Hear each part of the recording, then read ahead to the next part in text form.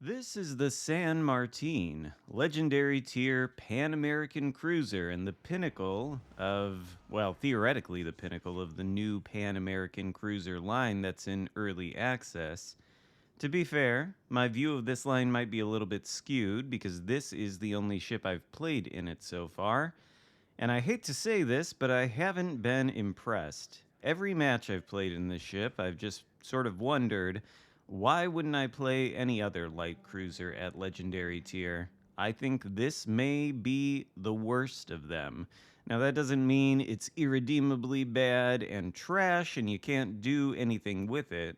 We're going to have a halfway interesting game here in the San Martin, I suppose.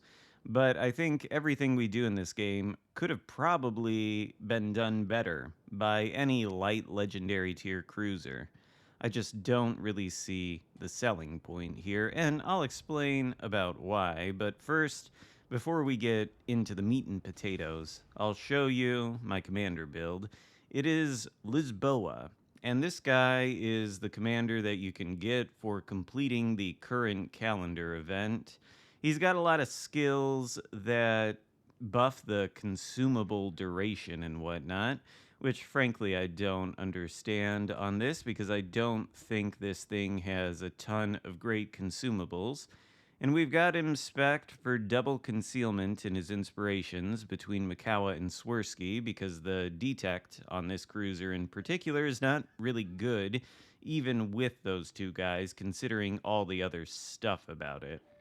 So anyway, we'll just go down the specs as the battle heats up here, and I think you'll begin to see why I am thinking this is the worst of the legendary tier cruisers and why it's maybe not as worth playing as something like even the Des Moines out there.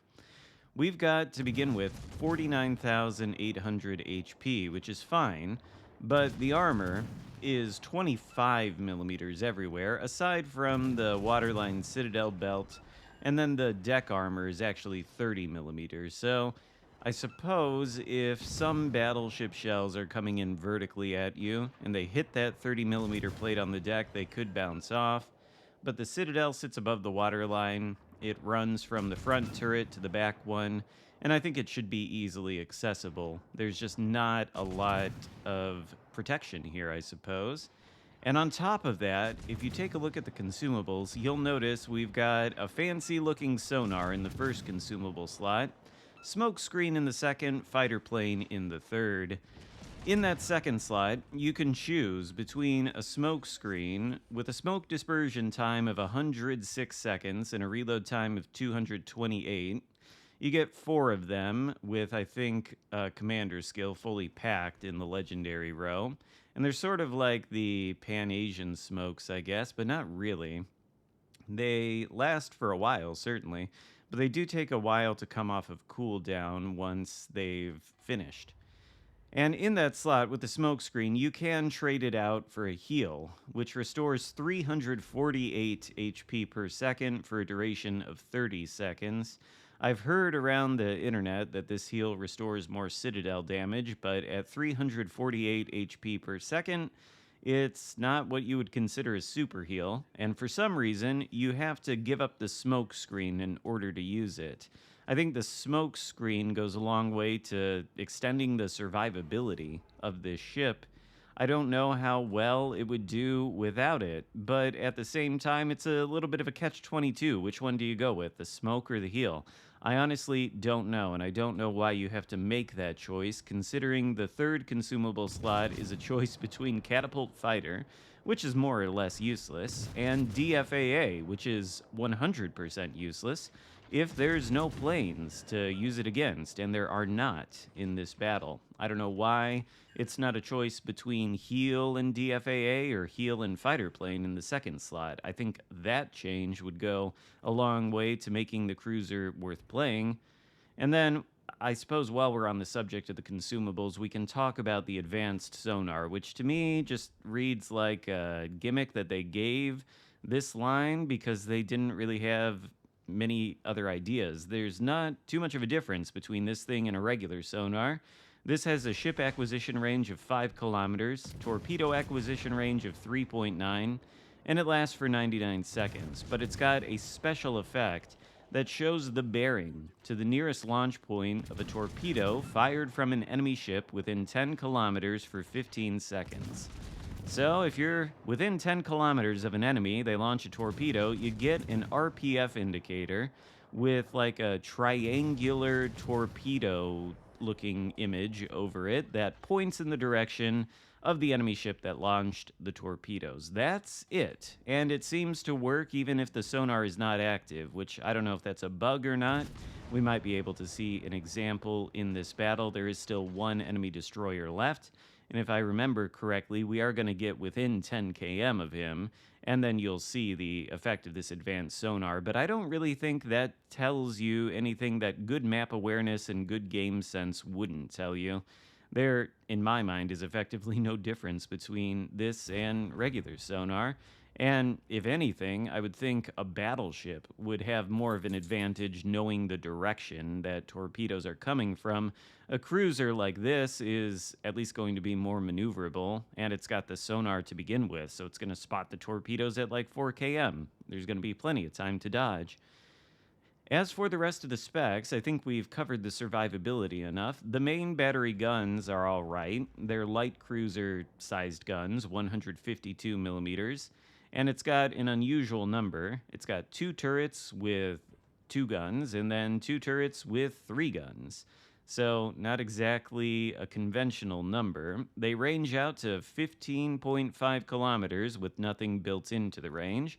Although you might want to actually build into the range, the trajectories on these shells are fairly flat for light cruisers of this nature. The guns with the reload module in place reload in 4.5 seconds. They've got a pretty quick turret traverse time of 7.9. And, the accuracy numbers on the Sigma and dispersion look pretty good, although sometimes these don't feel all that accurate. The HE does a maximum of 2,200 damage. It does pen 30 millimeters, so there's that. I suppose that's nice. And then it's got a 7.5% fire chance. AP is a little bit better. It does a maximum of 3,400 damage. No improved pen angles or anything like that, but against a broadside, it does yield a lot of damage, so it is fairly decent. And then we do have torpedoes. We have 2 launchers that each launch 5 torpedoes on either side of the ship. They have a range of 10.5 kilometers. They go at 66 knots, reload in 106 seconds. They do a maximum simulated damage of 16,479. They're fairly stealthy too, with a C detectability range of 1.3 km. I guess it's got decent AA, but in all the matches I've played, which I think is somewhere between 15 and 20, I have yet to see a CV or really get to test out how much the AA can shoot down planes. So I would guess probably not too well, just like everything else. The maneuverability is likewise not all that impressive. We've got a top speed of 34 knots, a nice turning circle of 790 meters, but a particularly bad rudder shift, actually, of 11.4 seconds. This is certainly not a cruiser you could accuse of being agile. And then the concealment is also a low light in my mind. Keep in mind, I have the concealment mod. I've got Mikawa, I've got Swirsky. I'm at 10.7 km detect by C. That's worse than, I think, pretty much any light cruiser at Legendary tier, and it's even worse than some heavy cruisers, like the Howden Lu, for example, which has absurd concealment that gets closer to 10 km, if not below it. And it feels bad to have concealment that poor in a ship where you've got a smoke screen, but no heal, or alternatively a heal and no smoke screen.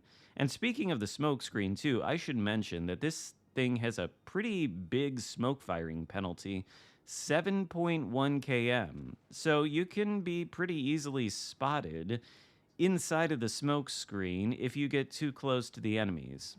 And this all just goes together to say, I don't know what the reason for playing this ship really would be. I think a lot of other cruisers at this tier can do anything this ship can do and can probably do it better. Now here we see in the battle, I'll just note that the ship count is not quite even anymore. The enemy team is ahead of us on kills because the friendly destroyer and the friendly battleship decided they really wanted to try to throw this game. Oh, there we go. There's the advanced torpedo indicator. You see the RPF looking thing with the triangular torpedo icon? Yeah, that's what you get when some ship within 10 km of you launches a torpedo. It points at that direction, and that's it. That's the advanced nature of the sonar. Again, I question the usefulness of that. We know it was the incomparable inside the Bravo cap that launched those torpedoes. We know where his position is. We could guess that if any torpedoes were going to be incoming, they would be coming right from that spot just by observing the map and seeing that the incomparable, which is a ship armed with torpedoes, was right there. So, yeah, I don't understand what the point of the sonar is supposed to be honest with you. And keep in mind, too, I might be a little biased here because I do play World of Warships on PC from time to time, and you might have heard me say before that the Pan American Cruiser line is really fun, and I wanted to see it brought to this game. And that's true. It is really fun on PC, but it's based around a totally different gimmick. And I know that the developers of Legends and the community managers don't necessarily like comparisons to PC, but considering they're taking their ship ideas from that game and then changing them, I think comparisons are warranted. Particularly because this line has a completely different identity on that game and is much more interesting and fun, to be frank. It's got a gimmick where there's a meter, let's say, under the reticle of your guns. And every time you land a shell on an enemy ship, you fill up that meter by a certain percentage. When it's 100% full, you hit the F key on your keyboard, and it gives you the special effect of reducing your consumable cooldown time by something like 85 or 90%.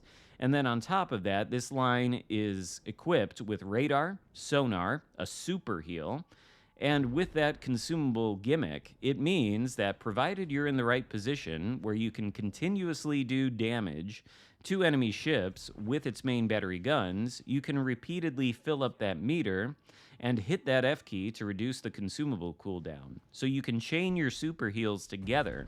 And in that way, you can be more tanky than any light cruiser could ever dream of being. And on top of that, we don't have HE on the guns for the PC version. We only have AP.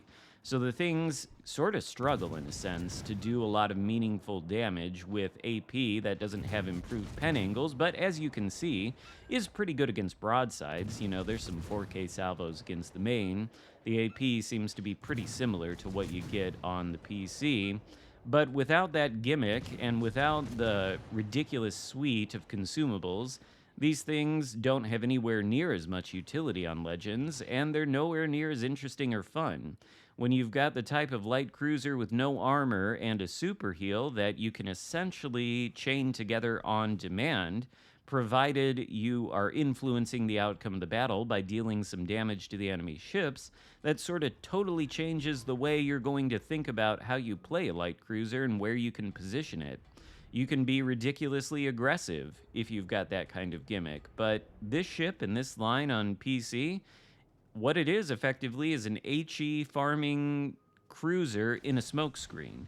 And we've seen that plenty of times in World of Warships Legends. We've seen it better implemented as well. I mean, even the G9, which I suppose would be the closest thing to this, it's a smoke cruiser with the ability to spam HE out of its main battery guns, and it's got a litany of torpedoes, which are probably more like the main armament, but even the G9 has a smoke screen and a heal. I don't know why we don't get that there. I guarantee you this thing would not be overpowered if it had access to both a smoke screen and a heal. It would just be more comfortable to play, because we have the unfortunate distinction with this of being, I think, the only cruiser at the legendary tier that can't restore any HP. Even the Brisbane, you get a choice between radar and smoke. You get the heal no matter what. So, if anything, I'm not saying that they should totally rethink this design, but they should probably buff it so that you can have a heal and a smoke to at least make it more survivable and more comfortable to play. Again, this battle, I think everything I did here, which mostly just meant taking this capture circle that the Reds weren't intent on taking. I think any cruiser probably could have done this, and some cruiser with better detect than this could have done it better. I think it's just a matter of luck. We didn't get spotted in that cap and we were able to take it, and I think ultimately that's the thing that turns the tide in this battle. But something other than the San Martin could have easily done this. So I'm just sort of confused at the design of this line. This advanced sonar seems like a gimmick they came up with on short notice to replace the gimmick that I described earlier in this video because they didn't want to put it in Legends, which is fine, but ultimately we end up with a legendary tier cruiser that doesn't have any real clear identity or really any clear reason for you to play it. So, those are my thoughts on the San Martin. I'll have to take a look at the rest of the line, but I don't really expect anything to be too different. So, I hope you enjoyed this video. If so, give it a thumbs up, consider subscribing if you haven't already, and I'll see you next time. Goodbye.